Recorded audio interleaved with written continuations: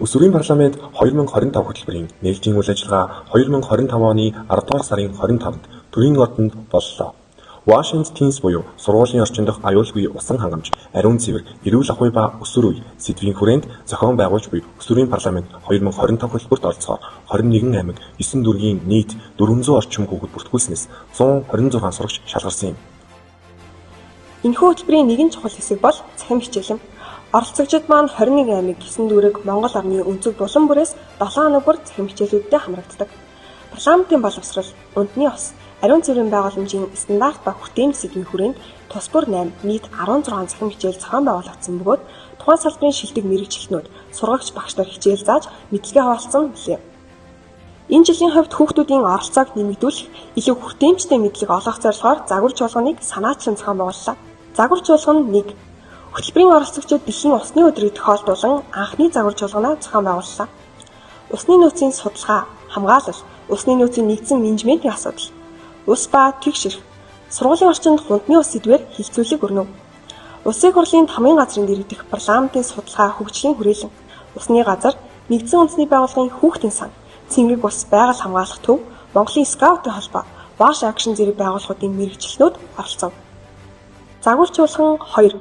Хоёр дахь загвар чуулганыг Өмнөговь аймгийн Хам богц өмнө зохион байгуулсан бөгөөд Улсын хурлын тамгын газрын дэргэдэх парламентын судалгаа хөгжлийн хүрээлэн, сангийн яам, нэгдсэн үндэсний байгууллагын хүүхдийн сан, Монголын скаутын холбоо, оюутлогоо компани зэрэг байгууллагын мэргэжилтнүүд оролцов. Усан хангамж, усны хэрэглээ, төсвийн үйл явцад хүүхэд залуучуудын оролцоог хангах нь, уурхайн усны хэрэглээ, байгаль орчны нөхөн сэргийлэлт сэдвээр мэргэжилтнүүд танилцуулга хийж, оролцогчид сонирхсан асуултаа асууж хилцүүлэг өрнүүлв. Мөн хүүхдүүд оюутлогоо компани уурхайн үйл ажиллагаатай танилцсан юм. Загвар чуулган 3. 2026 оны 5 дугаар сарын 22-нд олон улсын хүүхдийн цогцлбор найрамдал цусланд сургуулийн орчны ариун цэвэр, эрүүл ахуйн тулгамдсан асуудал сэдвээр зохион байгуулагдлаа. Мөн хөтөлбөрийн туршид хийгдсэн 3 удаагийн загвар чуулганаас гарсан санал зөвлөмжүүдийг нэгтгэн шийдвэр гаргахчид тухайлбал улсын хурлын холбогдох байнгын хороонд хөрвүүлэхээр боллоо. Нөлөөллийн ажил. Хөтөлбөрийн хугацаанд оролцогчид 2 удаа өөрийн суралцдаг аймаг, дүүргийнхаа сургуулиудад нөлөөллийн ажил зохион байгуулсан. Нийт 600 сургууль, цэцэрлэгийн хүүхдэд 546 одоогийн танхимын уулзалт, сургалтыг зохион байгуулсан бөгөөд нийт 53733 хүүхдийг хамруулсан. Үүнээс 22963 эрэгтэй, 30770 эмэгтэй хүүхэд байлаа.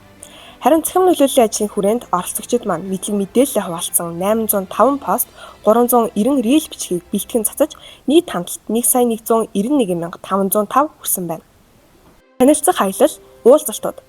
Үндсэн хуулийн өдөр бүгд найрамдах улс тунхагласны 101 жилийн ойн баярыг тохиолдуулан зохион байгуулсан үндсэн хууль сэдэвт өдөрлөг, Чингисийн музей аялал, Монголын хүүхдийн урлан бүтээгдэхүүнээр зочилсон арт аялал, цэнгэг усны нөөц байгаль хамгаалах төвөөр зочилж, амьтдын музей, аквариумыг үзэж сонирхсан зэрэг олон сонирхолтой танилцах аяллууд зохион байгууллаа.